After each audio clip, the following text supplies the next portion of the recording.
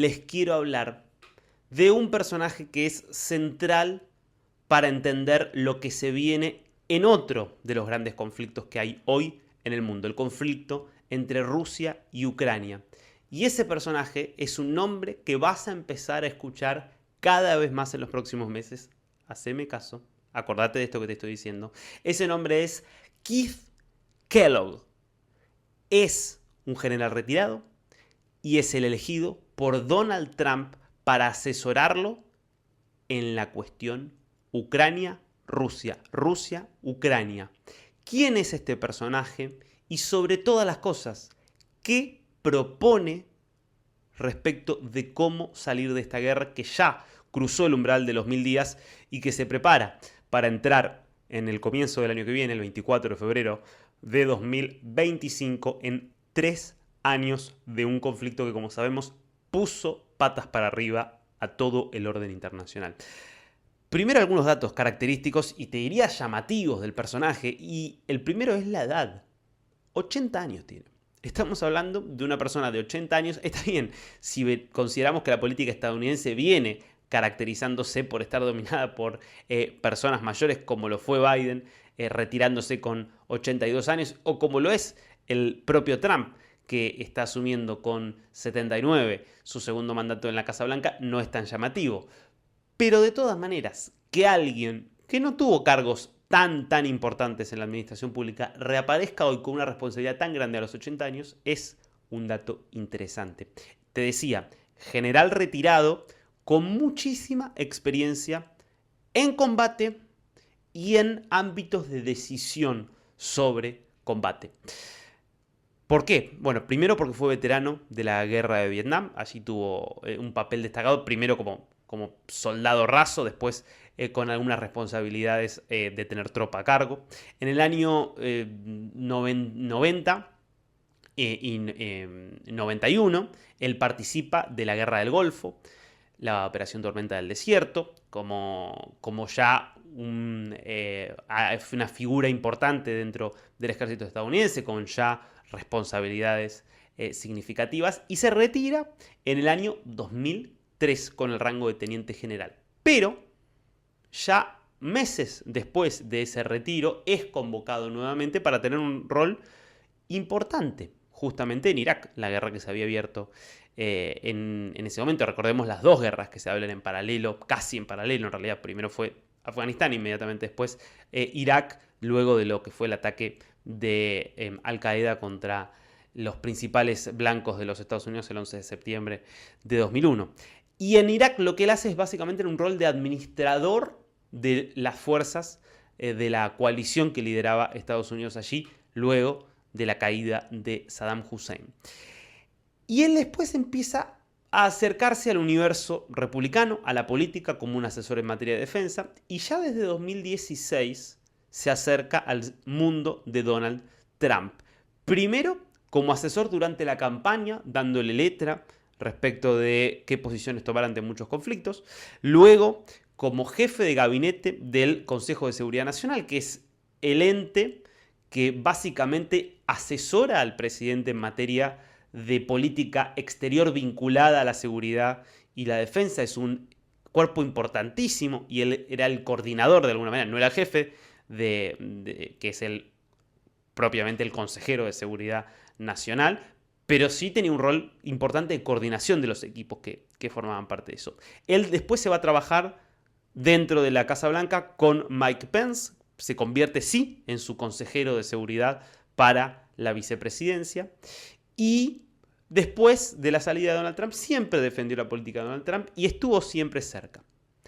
Ahora, lo interesante es ver qué es lo que está proponiendo para el conflicto, qué es lo que está proponiendo para Rusia y Ucrania, porque hace apenas un par de meses él mismo dio y presentó una hoja de ruta de cómo creía que había que abordar esta guerra. Y estos son los puntos más salientes. Y te anticipo algo.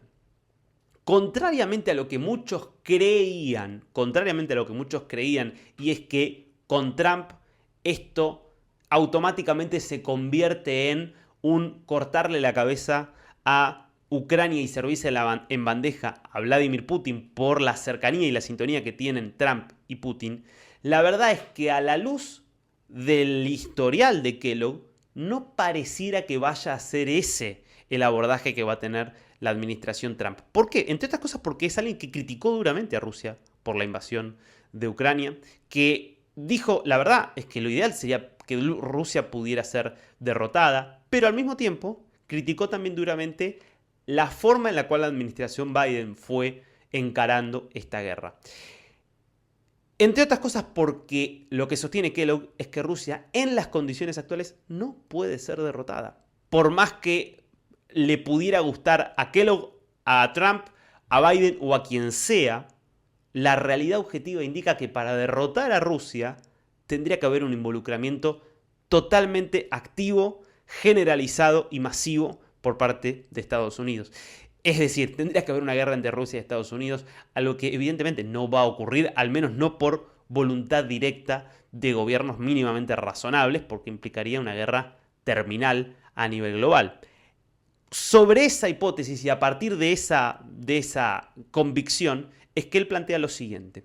La idea es algo que ya viene vigente en Estados Unidos desde la época de Ronald Reagan para pensar la política exterior, que es paz a través de la fuerza. Ese es el lema, que me parece que es el lema que caracteriza, yo te diría, a lo que va a hacer la administración Trump en todas las áreas. Y es, te muestro los dientes, muestro el extraordinario poder económico, militar que tiene Estados Unidos, muestro cómo te podría lastimar, lo mal que la podría llegar a pasar si yo como presidente de Estados Unidos lo decido, pero no utilizo ese poder para abrir un nuevo conflicto, un nuevo frente de batalla, una nueva guerra, sino para forzar una negociación que obviamente sea lo más favorable posible a los intereses estadounidenses. Ese es el lema. Y entonces, claro, la idea de él es, tiene que haber una salida negociada a esta guerra. No se puede salir por la vía militar.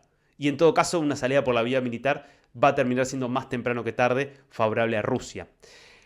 ¿Cómo sería esa negociación? Bueno, lo primero que él plantea es hablar con Volodymyr Zelensky, el presidente de Ucrania, y decirle claramente, yo, como presidente de Estados Unidos, te voy a seguir apoyando militarmente, te voy a seguir dando armamento, con la condición de que te sientes ya mismo a negociar con Rusia. Y de que en esa negociación estés dispuesto a hacer concesiones, lo que evidentemente supone hacer concesiones territoriales, de mínima.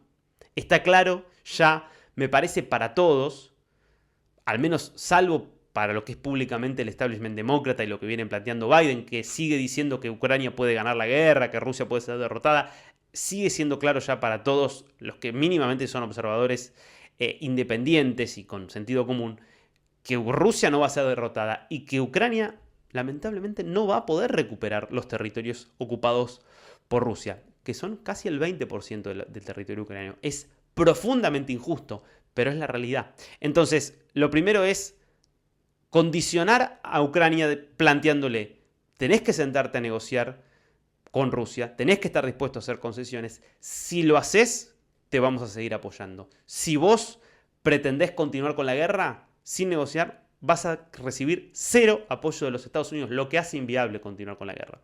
El segundo punto aquí es ir a hablar con Putin y plantear algo muy claro. Tenés que sentarte a negociar con Zelensky. Tenés que sentarte a buscar una salida consensuada y un acuerdo de esta guerra. Si no lo haces, tenés que saber que Estados Unidos no solo va a seguir apoyando a Ucrania, va a incrementar y de forma sustantiva la ayuda militar a Ucrania.